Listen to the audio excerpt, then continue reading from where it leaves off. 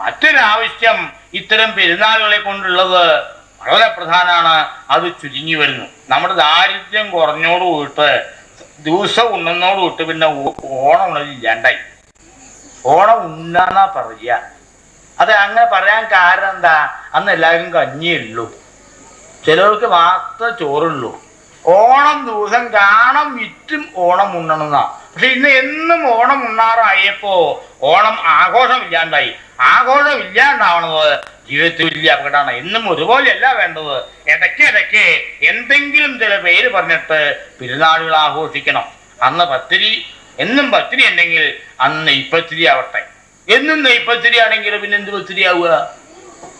പൂള്ളിമനയില് വലിയ എന്നും നാലും വെച്ച് വലിയപ്പടവും പഞ്ചാരിയായിട്ടുള്ള ഊണാണ് പൂള്ളിമനയിലെ ദിവസവും.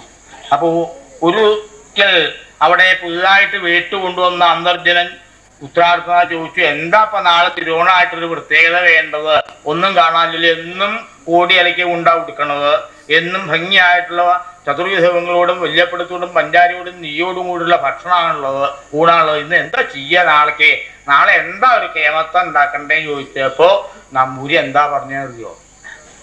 ഒരു കാര്യം ചെയ്തോളൂന്നാണ്, നാളെ ചെറിയപ്പടത്തിന്റെ സ്ഥാനത്തും വല്യപ്പടാക്കിയോളും. പക്ഷെ ഒരു വല്യപ്പടം 2 ചെറിയപ്പടം അങ്ങനെയാ. നാളെ ചെറിയപ്പടം വേണ്ട, 3 വല്യപ്പടം ആയിക്കോട്ടെ. എന്നാലും വേണം എന്തെങ്കിലും പ്രത്യേകതാർത്ഥം. ഓണം പോലെ എന്നും ആയിക്കഴിഞ്ഞാൽ ഓണത്തിന് എന്തെങ്കിലും ഒരു പ്രത്യേകമായിട്ടുള്ള ആഘോഷം വേണം. അതുകൊണ്ട് സമ്പന്നമായിരിക്കും നമ്മുടെ കേരളത്തിലെ ദുബായിയുടെ അനുഗ്രഹം കൊണ്ടോ ആരുടെ അനുഗ്രഹം കൊണ്ടോ അറിഞ്ഞൂടാ, ധാരാളം ഊണ് കഴിക്കുന്നുണ്ട്, എന്നും ഊണ് കഴിക്കുന്നുണ്ട്. അതുകൊണ്ട് പെരുന്നാൾ നാം മറക്കുന്നു.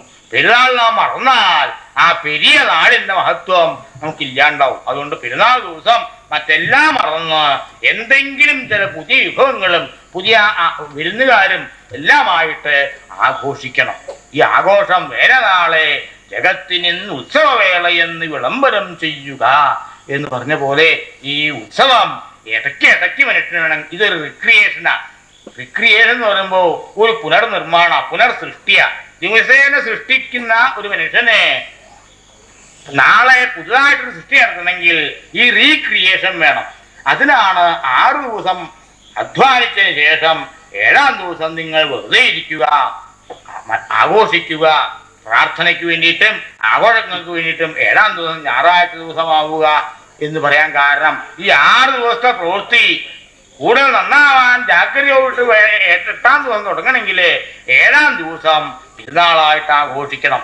ഇത് മാസത്തിലൊരിക്കല്, കൊല്ലത്തിൽ 2 പ്രാവശ്യം, കൊല്ലത്തിൽ 1 പ്രാവശ്യം, അങ്ങനെ പലതരത്തിലുള്ളതായ ആഘോഷങ്ങൾ നമുക്ക് ആവശ്യമാണ്. ഈ ആഘോഷങ്ങൾ ഇന്ന് കേരളത്തിൽ നിന്ന് കുറഞ്ഞു വരുന്നു. സമ്പത്ത് വർദ്ധിച്ചുകൊണ്ടല്ലാതെ നമ്മുടെ സ്വഭാവത്തിൽ ഈ ബോധം വരാത്തോണ്ടാണ്. എന്നും ദാരിദ്ര്യം ഉണ്ടാക്കിയിട്ട് ആഘോഷിക്കല്ല വേണ്ടത്, എന്നും സമ്പന്നത ആക്കിയിട്ട് തന്നെ വേണം അത്തരം ആഘോഷങ്ങൾ. അപ്പൊ ഇത് ആഘോഷങ്ങൾക്ക് മട്ടുകൾ മാറ്റണം.